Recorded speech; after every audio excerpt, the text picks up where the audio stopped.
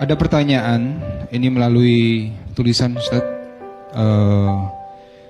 Pasangan ingin berpisah karena sulit berkomunikasi dan merasa tidak ada cinta lagi ke kita.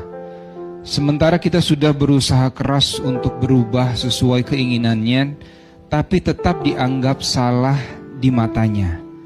Memang di awal pernikahan kita sadar kalau kita keras, dan saat ini kita menyesali itu. Tapi setelah kita mulai sadar, pasangan sudah mati rasa. Harus seberapa sabar mempertahankan perkawinan, Ustadz?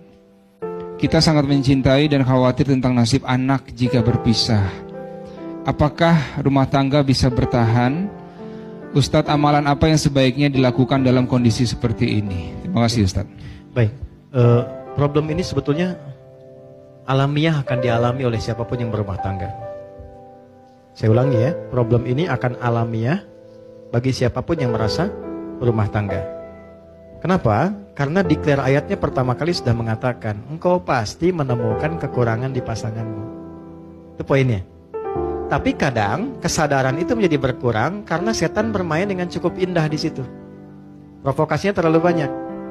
Apa yang pertama kali setan tanamkan pada pasangan ketika melihat pasangannya kurang baik terlihat adalah sikap putus asa. Melihat keadaan itu sehingga menyimpulkan sudah tidak mungkin kemudian untuk berjalan bersama-sama dan rahmat Allah tidak turun lagi di situ. Itu problem. Maka bagaimana kemudian menguji itu semua? Ada dua timbangannya. Pertama, lihat baik-baik pada konteksnya. Satu, konteks perbedaan apa yang muncul di antara keduanya itu? Apakah sikap atau perbuatan maksiat? Gitu. Bedakan. Secara fikih nanti berbeda hukumnya. Misal, kalau sikapnya mengarah pada perbuatan maksiat, dia nggak mau sholat, sering mabuk, ya, sering mengonsumsi hal yang dilarang dan sebagainya, berpengaruh buruk pada anak, pada ini dan sebagainya, dan bisa membawa. Dan sudah berulang kali diingatkan, diminta, dibawa, sulit dan sebagainya. Ya, mau direhab dan sebagainya, sulit misalnya dan seterusnya. Nah, sementara pengaruh-pengaruhnya tetap kuat dalam kehidupan keluarga dan bisa menjauhkan. Yang paling utama adalah ya dari ketaatan kepada Allah Subhanahu wa taala. Maka muncul skema nanti. Dan cara skemanya Quran surah keempat ayat 34 sampai 35. Puncaknya nanti di Quran surah ke-65-nya dengan namanya langsung. Ayat 34 ayat 35 memberikan jalan keluar. 1. Dari komunikasi fa'idhuhunna. 2. Wahjuruhunna fil madaji, mengecek cintanya masih ada atau enggak. Pisah dulu, dari pisah tempat tidur, pisah ruangan, sampai yang satu dulu ke rumah ibunya atau ke bapaknya. Untuk ngecek ada kepedulian enggak? Tanya enggak? Kan? Masih peduli enggak? Dan seterusnya. Enggak ada sama sekali, tetap larut dalam perbuatannya. Masuk yang kedua, ayat 35.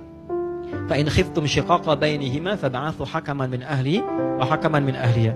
Kalau enggak bisa sendirian menyelesaikan, maka cari ruang kepada pihak yang ketiga. Pertama paling dekat keluarga, wali dulu. Kalau enggak ketemu, yang disepakati oleh keduanya, yang dipercaya. Ustadz siapa, teman siapa, si fulan, yang memang pendapatnya bukan untuk dibagi, tapi memberikan kontribusi.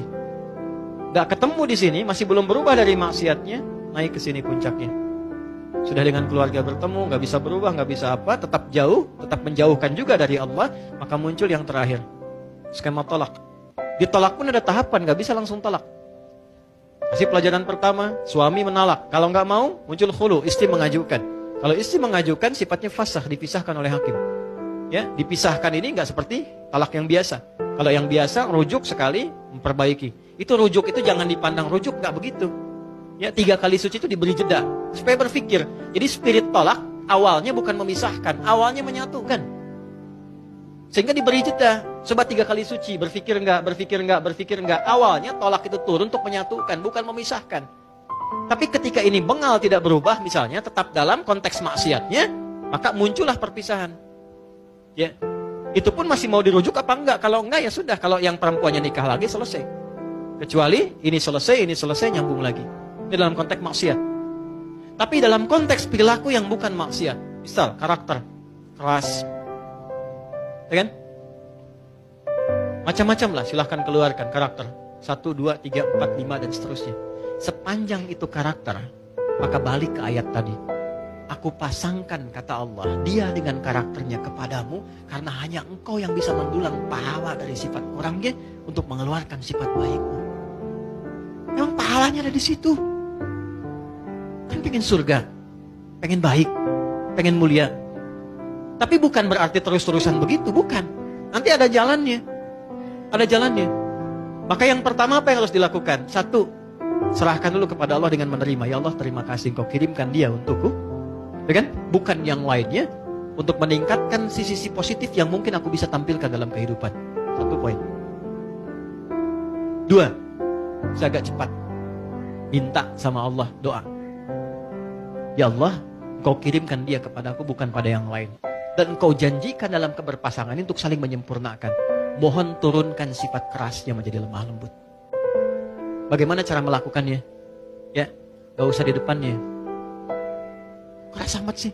Kenapa harus begitu sih? Capek begitu. Bangun malam, sholat di sampingnya, minta sama Allah. Habis sholat minta sama Allah, jaharkan aja. Nangis-nangis gak apa-apa. Ya Allah, terima kasih kau kirimkan suami kepadaku. Dia memberikan kebutuhanku, duniaku, semua tercukupi, baik untuk anak-anak sebagainya. Cuma mohon ya Allah, engkau yang maha lembut, lembutkan dia ya Allah. Sebagaimana ibuku bersikap lembut kepadaku, ayahku gak pernah menyakitiku, lembutkan dia ya Allah. Berikan kesabaran kepadaku untuk menerima ia menjadi lebih lembut dalam kebaikanmu. Mintakan. Hari pertama, hari kedua, dan kalimat Qurannya jelas, jangan pernah ada rasa putus asa untuk meminta. Hari pertama, mungkin masih tidur.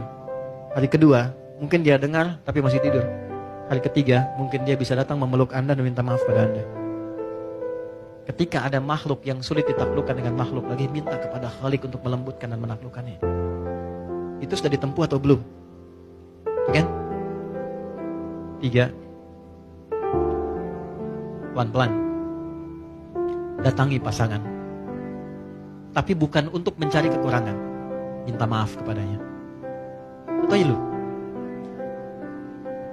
Dan gak usah gengsi. Aku minta maaf. Kalau dengan semua apa yang aku berikan saat ini belum bisa membuat engkau misalnya menjadi lebih baik, menjadi lebih nyaman dengan saya, menjadi lebih enak dengan saya minta maaf. Kalau saya belum sabar, belum baik, tolong tunjukkan saya bagaimana mesti bersikap.